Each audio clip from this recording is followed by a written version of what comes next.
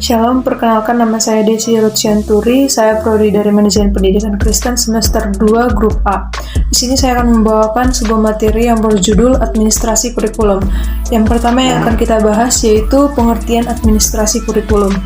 Pengertian administrasi kurikulum merupakan seluruh proses kegiatan yang direncanakan dan diusahakan secara sengaja dan bersungguh-sungguh, dan pembinaan secara kontinu terhadap situasi belajar dan mengajar secara efektif dan efisien demi membantu tercapainya tujuan pendidikan yang telah ditetapkan. Bagian yang kedua adalah paradigma dan perencanaan kurikulum. Paradigma adalah kumpulan tata nilai yang membentuk pola pikir seseorang sebagai titik tolaknya pandangannya, sehingga akan membentuk citra subjektif seseorang mengenai realita dan akhirnya akan menentukan bagaimana seseorang menanggapi realita tersebut. Dari perencanaan kurikulum adalah proses yang melibatkan pengumpulan, pemilahan, sintesis, dan pemilihan kegiatan informasi relevan dari berbagai sumber. Baik, bagian berikutnya adalah C, struktur dan fungsi kurikulum. Nah, di sini kurikulum itu mempunyai struktur ataupun komponen-komponennya, antara lain yang pertama adalah tujuan, di mana tujuan kurikulum ini sangat diperlukan oleh para tenaga pendidik untuk mengarahkan peserta didik dalam cara penyampaian materi di sekolah. Yang kedua, bahan pelajaran. Bahan pelajaran ini merupakan materi yang disusun per semesternya yang akan diikuti oleh peserta didik supaya rencana pembelajaran itu beruntun dan juga secara tersusun. Yang ketiga, proses belajar dan mengajar, di mana di sini peserta didik dan tenaga pendidik sangat berperan. Keduanya berperan seperti berhubungan timbal balik. Adanya proses belajar, yaitu guru mengajari murid, dan juga yang bagian terakhir, penilaian. Ketika proses belajar mengajar telah dilakukan, maka guru akan melakukan penilaian atau evaluasi atas apa yang telah dicapai oleh murid tersebut. Ada beberapa fungsi dari kurikulum. Yang pertama, meningkatkan efisiensi pemanfaatan sumber daya kurikulum. Yang kedua, meningkatkan keadilan atau equity dan kesempatan pada siswa untuk mencapai hasil yang maksimal.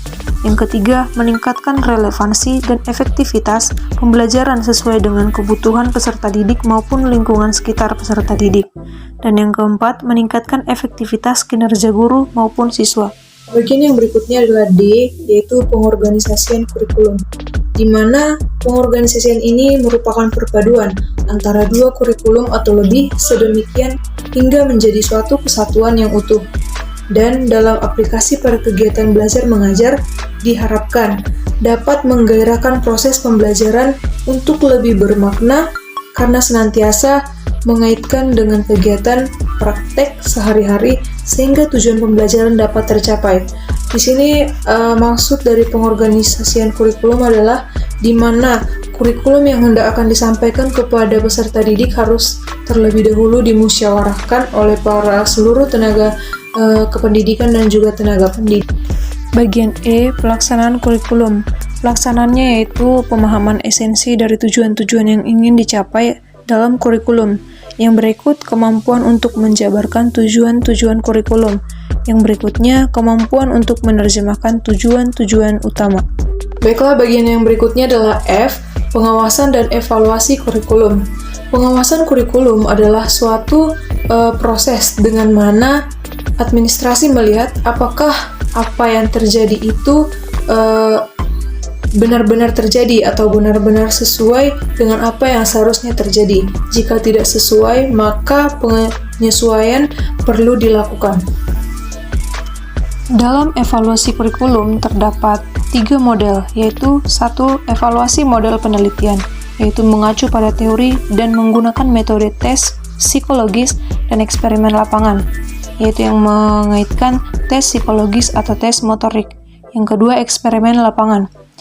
Model kedua yaitu evaluasi model objektif, di mana terlibat adanya kesepakatan tentang tujuan kurikulum, merumuskan tujuan tersebut dalam pembuatan peserta didik, menyusun materi kurikulum yang sesuai, mengatur kesesuaian antara perilaku manusia. Dan yang terakhir, model campuran multivariasi yang menyangkut satu model measurement, yaitu mengukur kemampuan. Yang kedua, model congruence, yaitu menyesuaikan tujuan dan hasil belajar peserta didik.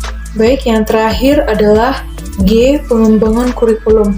Pengembangan kurikulum ini adalah proses perencanaan dan penyusunan kurikulum oleh pengembang kurikulum dan kegiatan yang dilakukan agar kurikulumnya dapat menjadi bahan ajar dan dapat menjadi acuan yang digunakan untuk mencapai tujuan pendidikan secara nasional.